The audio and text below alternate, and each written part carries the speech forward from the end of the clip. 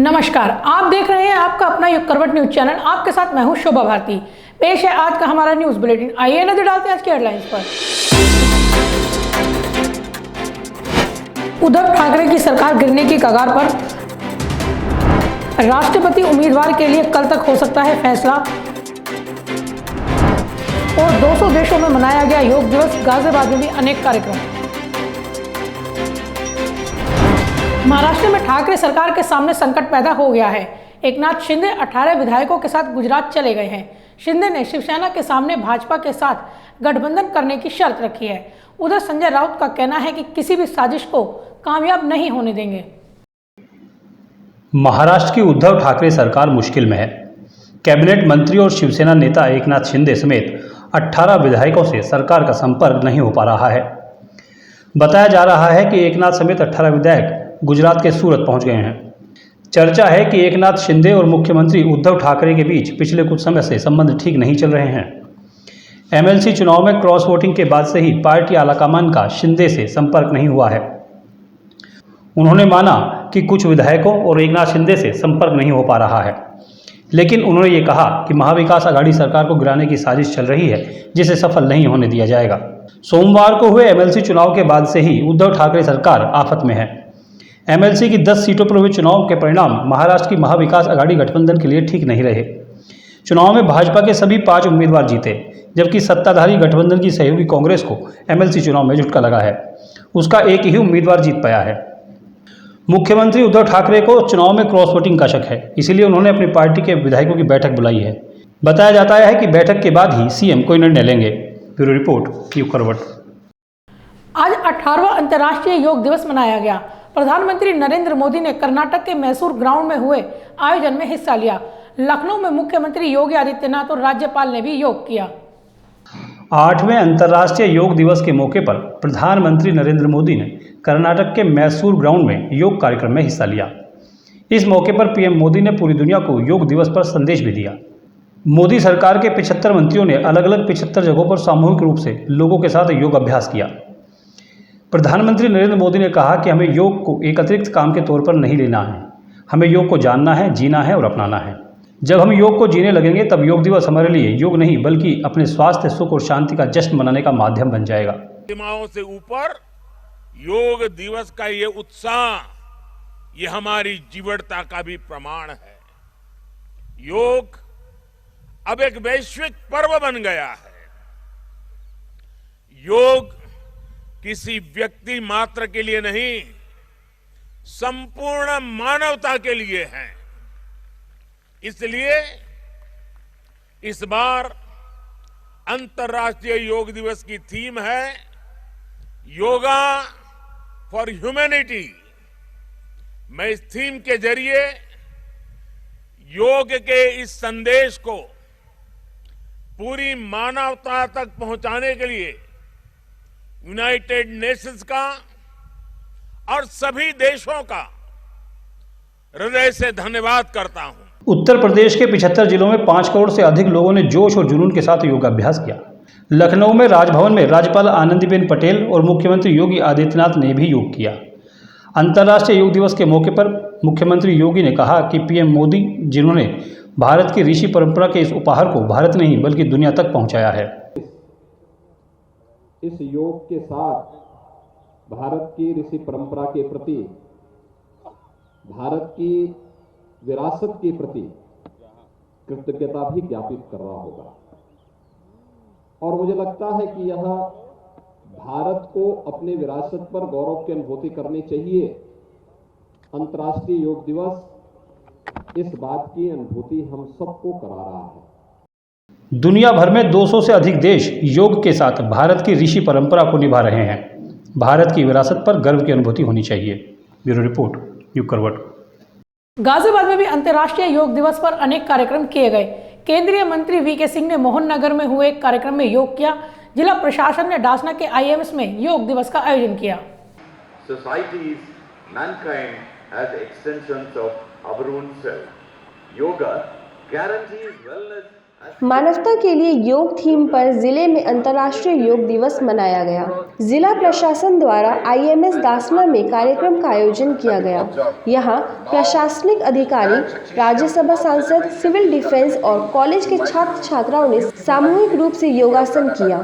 केंद्रीय मंत्री VK सिंह ने IMS मोहननगर में हुए कार्यक्रम में हिस्सा लिया।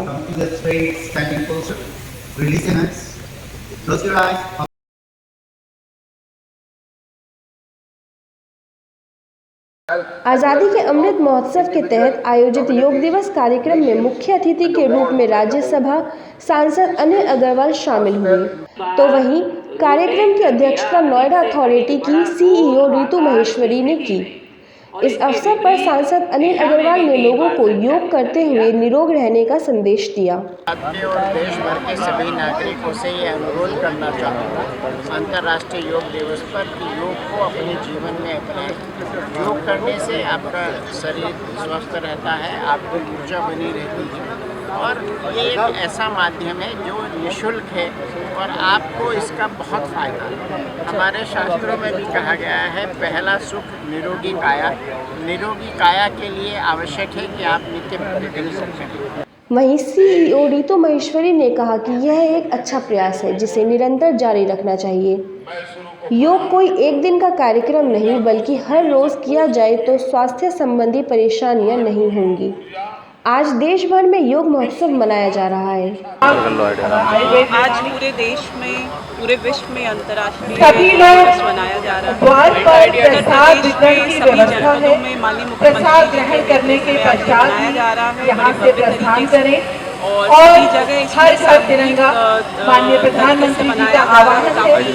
बड़ी संख्या में योग कर रहे हैं और विभिन्न जनपदों में माननीय मुख्यमंत्री जी के निर्देश जनप्रतिनिधिगण सभी अधिकारीगण भी भाग कर रहे हैं।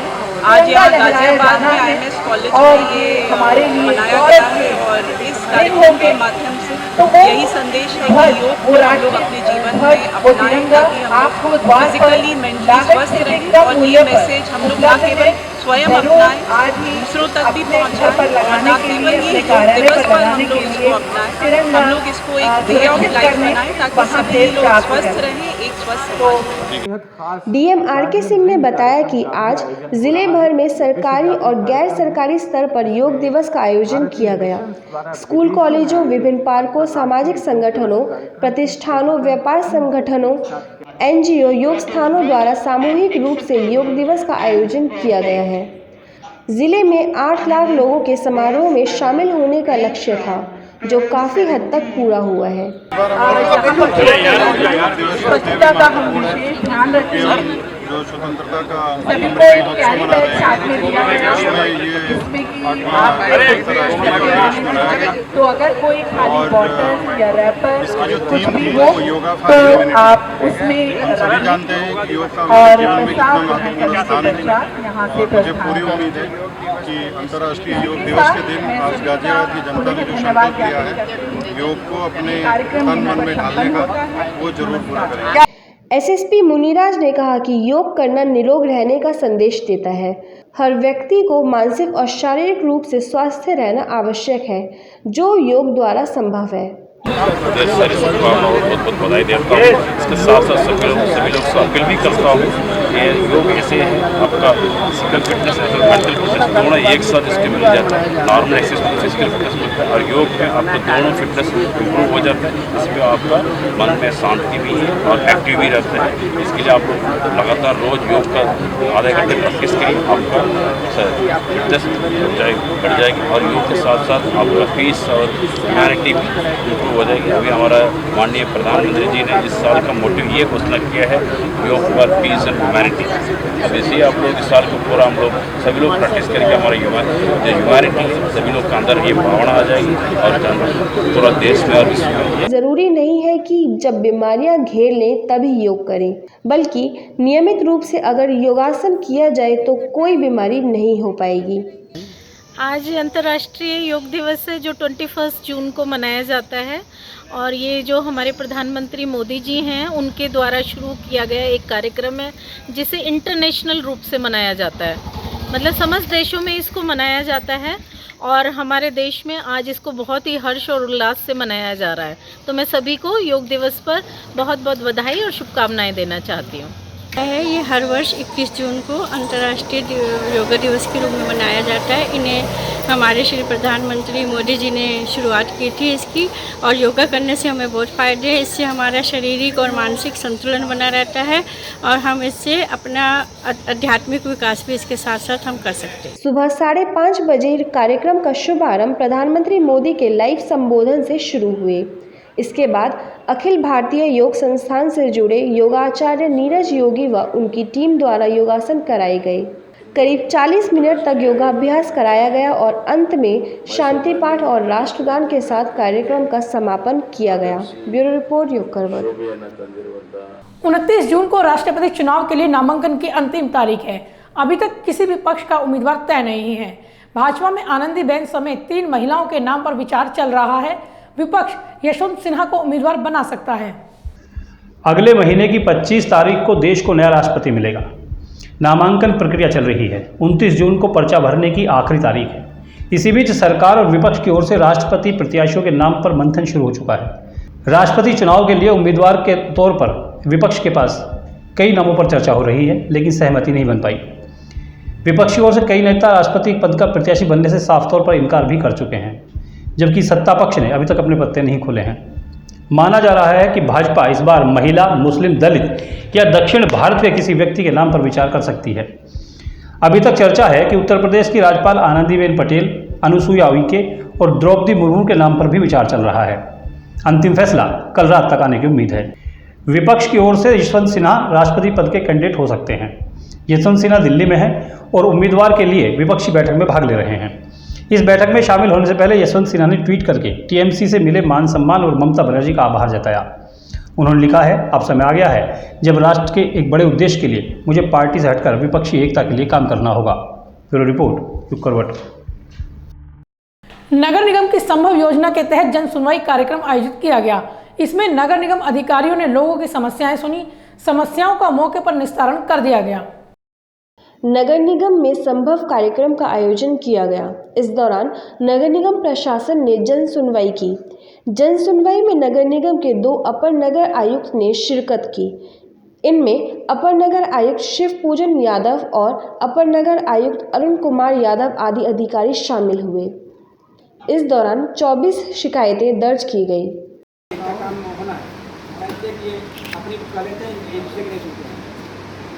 मैं अभी जो है उनसे बात कर लेता हूँ। आपका कागज जो ले गए हैं, काम इस पे हो रहा है। कहाँ पे काम हो रहा है? प्रदेश सरकार के निर्देश पर नगर निगम में सुनवाई कार्यक्रम का आयोजन किया गया। संभव कार्यक्रम के तहत जन सुनवाई की गई। जन सुनवाई में करीब 1 दर्जन से अधिक शिकायतें दर्ज की गईं। इनमें टैक्स, सफाई, संपत्ति पर अतिक्रमण आदि की शिकायतें शामिल हैं।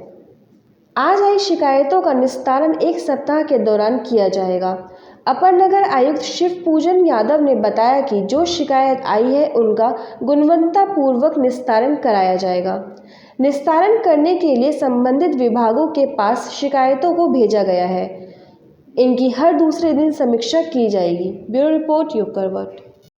गाजियाबाद विकास प्राधिकरण की टीम ने एक बार फिर अवैध निर्माण के खिलाफ कार्रवाई शुरू की है। इस बार एनडीआर रोड पर जीडीए का बुलडोजर चला है। यहां कई अवैध मकानों को गिराया गया है। एनडीआरएफ रोड के पास तुलसी विहार कॉलोनी में जीडीए की टीम ने कई अवैध निर्माण को तोड़ दिया।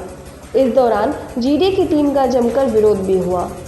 इस प्रवर्तन दल की अगुवाई जीडीए ओएसडी गुंजा सिंह कर रही थी। जीडीए को सूचना मिली थी कि संजय नगर के पास एनडीआरएफ रोड के पास कई अवैध निर्माण तैयार किए जा रहे हैं। जीडीए ओएसडी गुंजा सिंह की अगुवाई में प्रवर्तन जोन 3 के सहायक अभियंता राकेश कुमार सिंह की अगुवाई में जीडीए की टीम मौके पर पहुंची।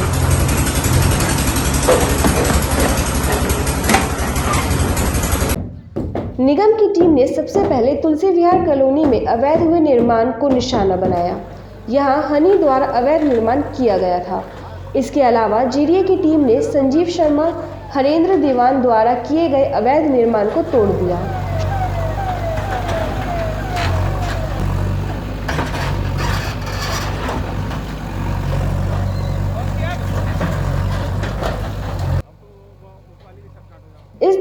जीडीए की टीम ने कई अवैध दुकान और मकानों को भी तोड़ दिया। जीडीए का कहना है कि बिना नक्शा पास कराए ही इन मकानों को बनाया जा रहा था। ब्यूरो रिपोर्ट योग करवट। विजयनगर क्षेत्र में एक व्यक्ति का शव मिला है। उसकी पहचान बुलंदशहर निवासी सुमित के रूप में हुई है। सुमित यूपी पुलिस का सिपाही था और जीआरपी बड़ौद में तैनात था। आज लगभग 10:30 बजे थाना विजयनगर को यूपी 112 के माध्यम से सूचना मिली कि प्रताप विहार चौकी में एक व्यक्ति का शव पड़ा हुआ है। तत्काल पुलिस मौके में पहुंच गई। इस शव की शिनाख्त सुमित नामक व्यक्ति से हुई है, जो कि बुलंदशहर के रहने वाले हैं। ये यूपी पुलिस में तैनात हैं एवं वर्तमान में ये जीआरपी बड़ौद जनपद बागपत में अपनी सेवाएं दे रहे थे। इनके परिवारजनों को सूचना दे दी गई है एवं इनका जो पोस्टमार्टम है वो पैनल डॉक्टरों के पैनल द्वारा वीडियोग्राफी कराते हुए कराया जा रहा है और आगे की आवश्यक वैधानिक कार्रवाई की जा रही है। आम आदमी पार्टी ने एक बार फिर भाजपा के खिलाफ मोर्चा खोला है। आप नेता संजय सिंह ने विजयवर्गीय के बयान पर आपत्ति जताई है। उनका कहना है कि विजयवर्गीय को अपने बेटे को सिक्योरिटी की नौकरी देनी चाहिए। कैलाश विजयवर्गीय, इसका अहंकार देखिए, इसका बयान कल देखिए। आप क्या कह रहा है? कह रहा है बीजेपी के दफ्तर के बाहर हम गार्ड की नौकरी दे देंगे जो अग्निवीर निकल के आएगा। अरे भाई, तेरा लड़का तो बहुत अच्छा बैट चलाता है, अधिकारियों को दौड़ा दौड़ा के मारता है बैट चला के। उसी लड़के को डंडा पकड़ा के खड़ा कर दे बीजेपी दफ्तर के सामने। क्या दिक्कत है? उसी से रक्षा कराओ अपने बीजेपी दफ्तर की। जो लड़का बैट से मारता है अधिकारियों को, वो तुम्हारे बीजेपी की दफ्तर की रक्षा नहीं कर पा रहा। तुम्हें अग्निवीर चाहिए। तो मेरे आरोपों की, मेरे बातों की कल किशन रेड्डी और कैलाश विजयवर्गीय ने पुष्टि की है, उसको सही माना है। इसी जगह पे बैठ के मैंने कहा था कि नरेंद्र मोदी सरकार की ये योजना प्राइवेट कंपनियों के लिए सिक्योरिटी गार्ड बनाने की योजना। सहारनपुर के गागलहेड़ी थाना क्षेत्र में मुठभेड़ हो गई। पुलिस की गोली का शिकार हुआ बदमाश गौ तस्कर निकला। इस मुठभेड़ में एक सिपाही भी घायल हुआ है। बदमाश के पास से हथियार बरामद किए गए हैं।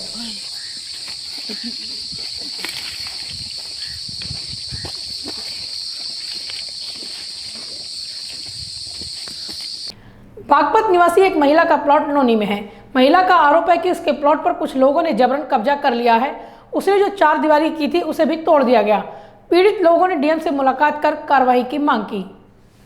गांव बसौन बागपत के लोगों ने डीएम से शिकायत की है कि उसके प्लॉट पर कुछ लोगों ने कब्जा कर लिया है। प्लॉट को कब्जा मुक्त कराने की गुहार लगाते हुए पीड़िता ने बताया कि उसका अकबरपुर बहरामपुर तिगरी गोलचक लोनी में प्लॉट है, जिस पर कुछ लोगों ने कब्जा कर लिया है। और जी पत्नी बिरमो देवी की शिकायत है, जिनके नाम ये प्लॉट है। प्लॉट का कब्जा नहीं होने दे रहा ललित कुमार, डीलर जिससे लिया था। शिकायत ना जाने लखनऊ आयोग सभी ऊंचे से नीचे तक अधिकारी तक कर चुके, लेकिन आज तक कोई कार्रवाई नहीं हुई। हाँ, आज डीएम साहब से मिलने के लिए आए, ना जाने कितने बार आ चुके। ये नहीं है कि आज पहली बार ही आए। सबकी प्रतीक्षा साथ ले रहा हूँ।